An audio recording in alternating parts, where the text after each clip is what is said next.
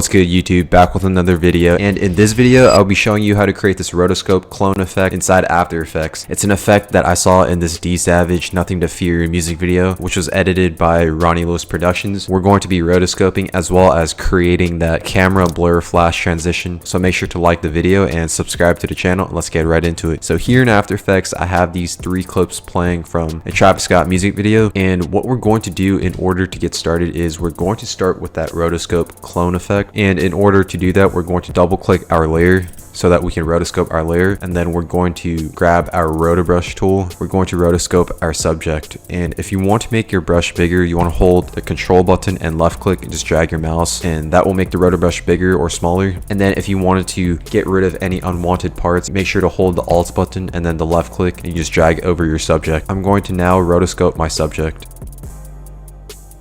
After rotoscoping and going frame by frame to make sure that everything was accurately rotoscoped the way you wanted to, you want to then click the freeze button, lock in our rotoscoped subject. We're going to then go back into our composition, and now we have our rotoscoped subject. I'm going to increase the feather to 10 and then decrease the shift edge to -60, just so that our edges feel smoother. And then what I'm going to do is duplicate this layer and bring this layer underneath, and I'm going to change this name to Travis BG, which stands for background, and then we're going to delete our rotobrush effect for that layer. And now in order to create that clone effect, what we're going to do is duplicate this layer 2 times. So if you click Ctrl D twice, that duplicates the layer. We're going to bring that layer right underneath, and then I'm going to rename this layer to Travis left because this is the one that's going to be animating towards the left, and then I'm going to rename this to Travis right because that will be animating towards the right. So make sure to always name your layers, especially when you're animating. And then what we're going to do is I'm just going to turn this layer off for now, which is the main layer. And then I'm going to move our anchor point towards the bottom, because in order to create this effect, we're going to be keyframing the rotation. And if the anchor point is right in the middle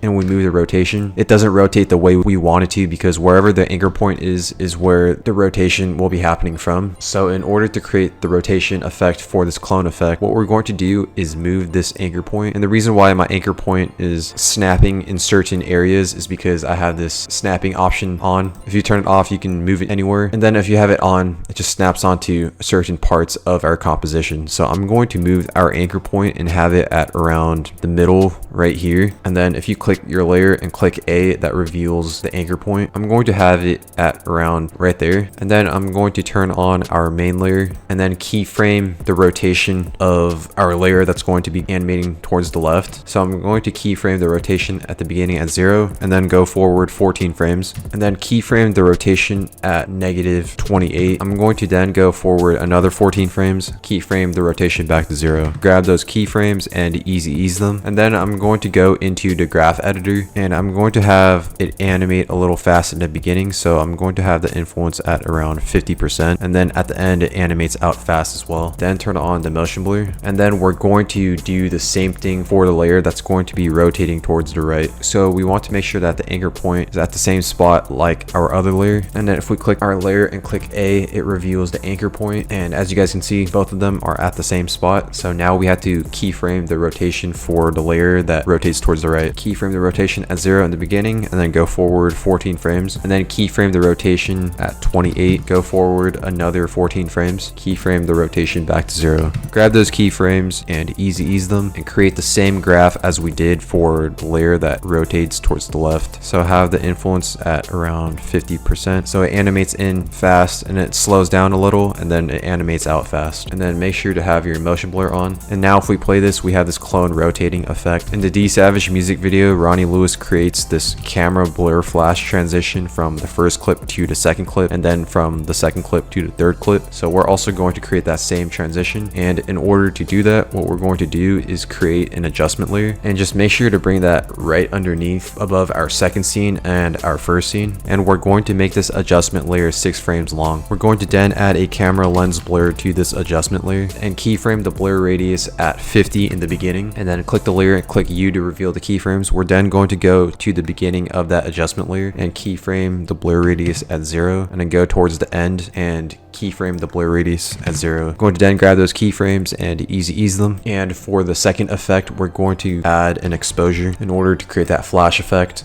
We're going to keyframe the exposure at 1.50 in the middle, and then we're going to go in the beginning and keyframe the exposure at 0, go towards the end and keyframe the exposure at 0 as well. Grab those keyframes, easy ease them, and then we're going to go into the graph editor of our blur radius. And I'm going to create my graph like this, where it animates slow in the beginning, and then when it reaches the middle, it animates fast, and then it ends out slow. Create the same exact graph for our exposure keyframes. Make sure you have the influence at 100% in the beginning as well as the end. And now if we play this, we have this camera blur flash transition. I'm going to then duplicate this layer, Control D, and bring that above our third layer. And then we're going to bring that layer to where the cut happens from the second scene into the third scene. And now if we play this, we have that really clean camera blur flash transition, and then the clone effect that happens in our second scene. And that is all there is for this effect. If you guys found this video helpful, please leave a like, comment, and subscribe, and I'll see you guys in the next video.